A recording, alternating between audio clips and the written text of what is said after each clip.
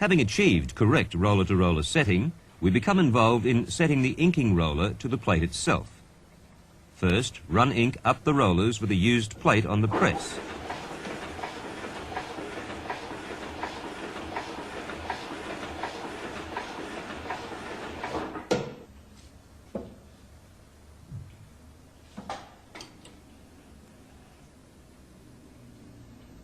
With the press stationary, drop the inking rollers onto the plate and lift them off. Turn the press and you should see 4 stripes on the plate that correspond with the 4 inking rollers. At first, the width of some stripes may not be equal, or perhaps some parts may not even be in contact.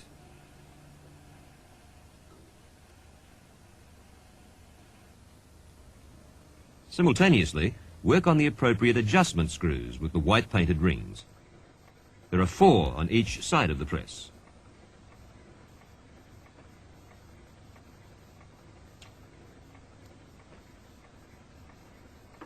Adjustment is complete when 4 even stripes are visible after the rollers have been lowered. Remember, the width of these stripes should be only 2 millimeters, no wider. We don't want any heavy roller settings to slow the ink film on the plate.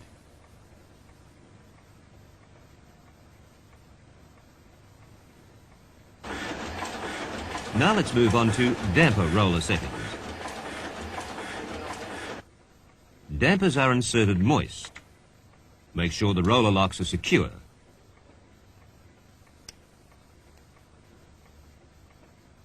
Settings are done in a similar manner to the inking rollers when you are setting roller-to-roller adjustments.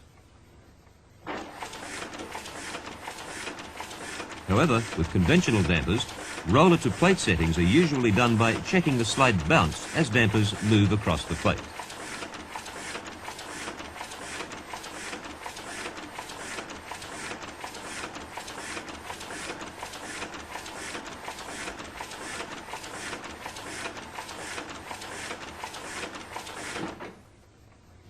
Bareback dampers used for alcohol damping systems may be set in exactly the same manner as inking rollers, as they are usually in contact with the cylinder bearers. Therefore, they cannot indicate bounce as conventional dampers would. Another adjustment to consider is the ducted transfer roller pressure. It's adjusted here by shortening or lengthening this control arm, which determines the degree of transfer movement from fountain roller to oscillator. Because of the unusual nature of the GTO damping system, drive to the lower plate damping roller must be via an additional steel rider roller. Make sure that the rider is securely located in the slanting sockets. Pins on the end of the shaft should rest on the pins of the socket brackets, with the grease nipples facing outward. When setting up a press for make ready, it's always necessary to check the thickness of the paper or board that's to be printed. It's easy to understand that if the impression cylinder is set to give 0.1 millimeter pressure on paper and the next job is on board, then forgetting to back off impression cylinder adjustment may result in a jam on impression. The adjustment is done by the 2 knurled wheels above the delivery. They adjust the pressure between the blanket and impression cylinders. The scale is indicated in metric, and each division represents 0.1 of a millimeter.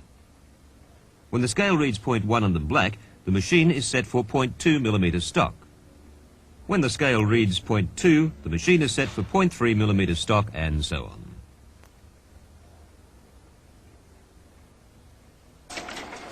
Essential to high productivity is the smooth running of the feeder. You can imagine if the press is constantly starting and stopping, stability of that crucial ink and moisture balance is lost. So the time spent taken to ensure trouble-free feeding of sheets is time well spent.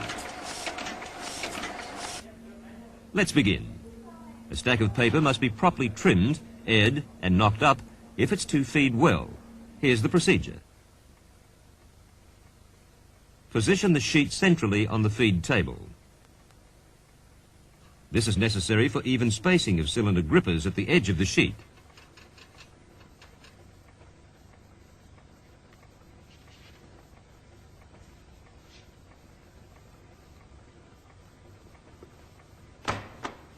Thoroughly air the stock before loading, ensuring that any burrs on paper edges don't cling.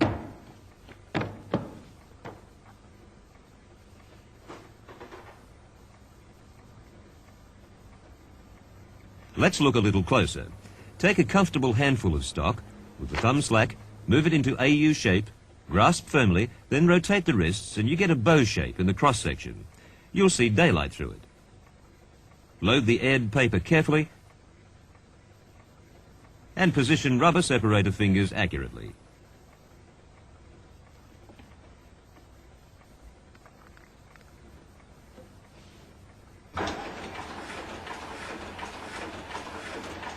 Set air blast, tilt and pile height to suit the stock being run, ensuring that only the first 8 sheets or so rise in the separator air blast.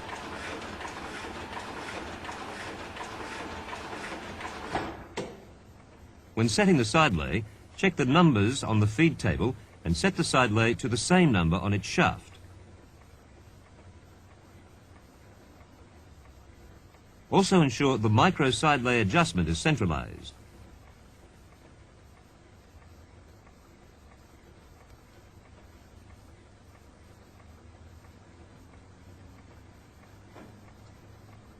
This should ensure that the side lay clears the sheet by 3 millimeters when it drops. Make sure this clearance exists, otherwise the side lay may pin down the sheet when it activates. Select the 2 front lays that will best support the grip edge of the sheet equally and disconnect the remainder by winding them away in an anti-clockwise direction.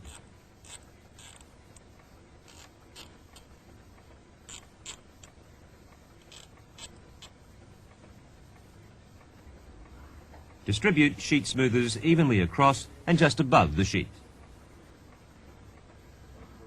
Then place the 2 sheet brushes towards the back of the sheet and set them in contact with the sheet to prevent bounce and misregister. Then set the 2 sheet protector carefully.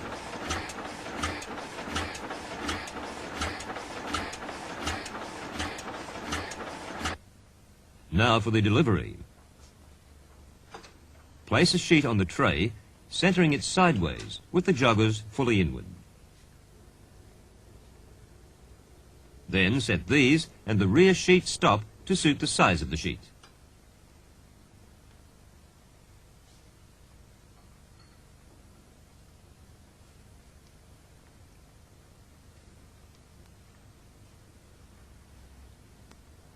The GTO is now ready to begin feeding. Move the single lever control to run and flick the white toggle switch at the feeder. Sheet feeding will now commence, but without printing pressure. Check for the following features. Good sheet separation. No doubles.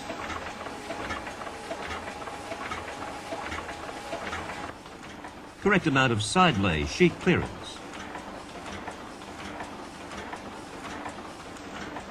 No bouncing of the sheet.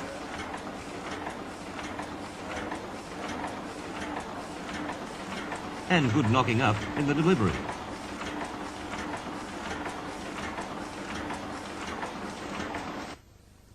We're now ready to fit the plate to the press. Let's do it accurately so that we won't have to shift it around to straighten the print. Here's the procedure. Flick the impression on button to on and move the main lever control to impression. Pin the inkers in the off position by inserting the small Tommy bar here.